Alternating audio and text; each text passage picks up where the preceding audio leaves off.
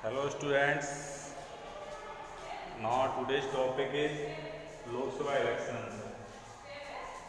Students, Lok Sabha elections. I told in previous lecture about Mandal Commission and now the topic is Lok Sabha elections. Lok Sabha elections, student, जो office memorandum था एक joint secretary ने sign किए, एक मंडल commission बनाया।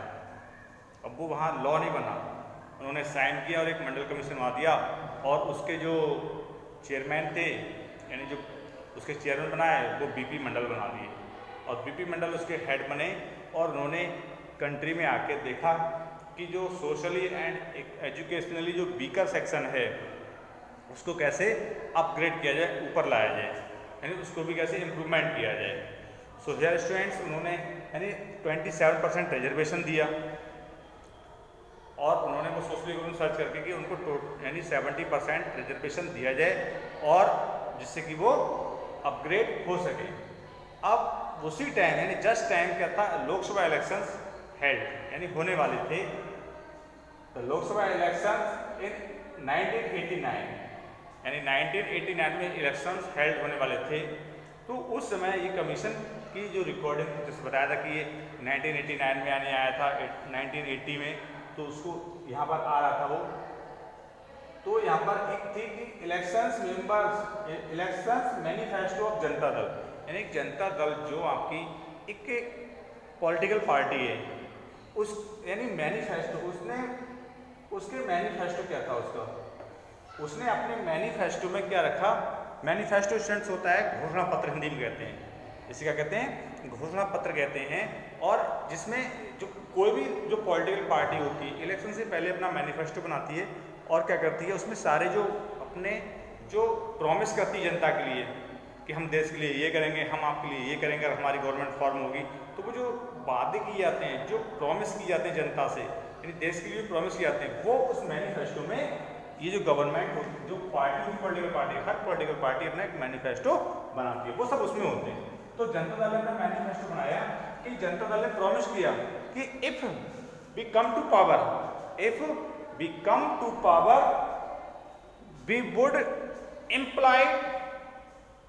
Would implied Mandal commission. उन्होंने कहा अगर हम पावर में आते हैं तो हम मंडल कमीशन को इम्प्लीमेंट करेंगे, यानी उसको हम लेकर आएंगे, फ्रंट रखेंगे और वो जनता के लिए यानी जो वीकर सेक्शन है, बैकवर्ड क्लासेस हैं, उसके लिए लेके आएंगे हम। तो क्या हुआ, इलेक्शंस में हेल्ड क्या हुआ कि स्टूडेंट्स जब इलेक्शन हेल्ड हुए तो इलेक्शन में क्या हुआ कि जो मंडल कमीशन था, मंडल कमीशन के ऊपर इन्होंने सोचा कि हम मंडल कमीशन, देखिए क्या इन्होंने भी एक गेम खेला।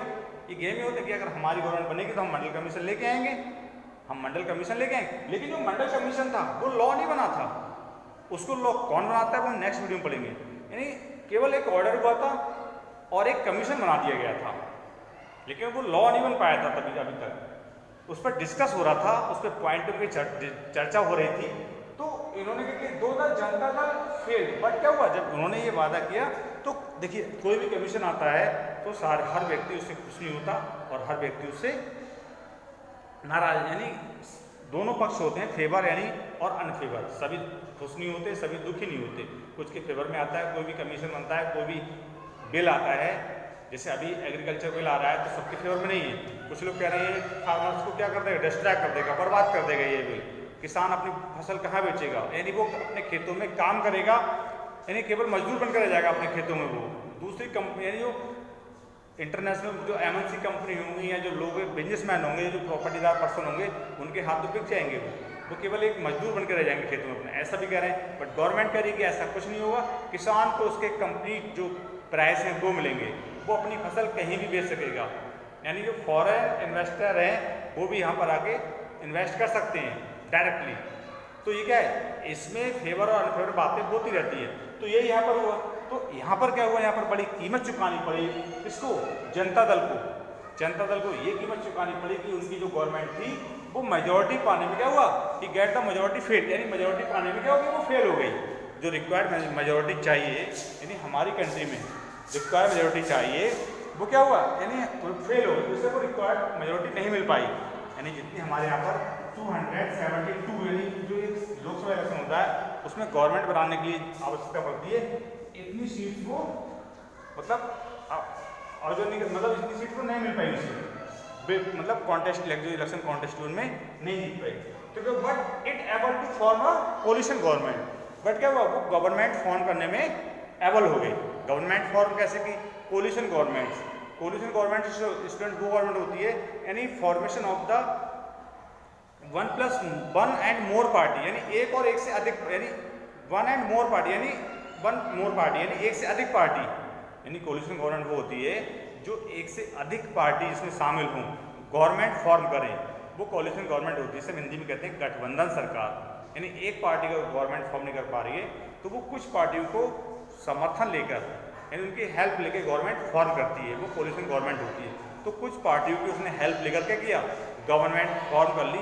और बीपी सिंह क्या हुए, यानी जो बीपी सिंह थे, विश्वनाथ प्रताप सिंह जनता दल के लीडर चुने गए, यानी एक पार्टी के यानी मेजोरिटी पार्टी जो उसमें सबसे बड़ा दल था, तो इसके वो क्या हुए, जो उनके सहयोगी थे यानी हेल्पिंग पार्टी थी, उसके लीडर चुने गए और क्या बने, बीकेमा प्राइम मिनिस्टर। क्या बने वो, प्राइम मिनिस्टर। यानी अभी तक मंडल कमीशन जो था वो लॉ नहीं बना था। अब जब लॉ बना, कैसे बनते हैं लॉ, यानी जो नियम है वो कैसे बनते हैं, उनको कौन बनाता है, वो हम नेक्स्ट वीडियो में पढ़ेंगे। जो एक टॉपिक है द डिसीजन मेकर्स। अब देखिए डिसीजन मेकर्स में हम वो पढ़ेंगे जो हम अब तक मंडल कमीशन एंड लोकसभा इलेक्शंस, यानी जो इससे रिलेटेड था topic. Lok Sabha election general topic नहीं लोकसभा इलेक्शन का, ये इस टॉपिक से रिलेटेड टॉपिक मैंने बताया है लोकसभा इलेक्शन के बाद ये ऐसे हुआ था। तो हम इसी टॉपिक के जो मंडल कमीशन और लोकसभा इलेक्शन और जो वर्किंग इंस्टीट्यूशन जो होते हैं, जो रूल्स बनाते हैं, डिसीजन मेकिंग लेते हैं, वो हम नेक्स्ट वीडियो में पढ़ेंगे। तो टॉपिक होगा द डिसीजन मेकिंग। और okay students, so that's all, have a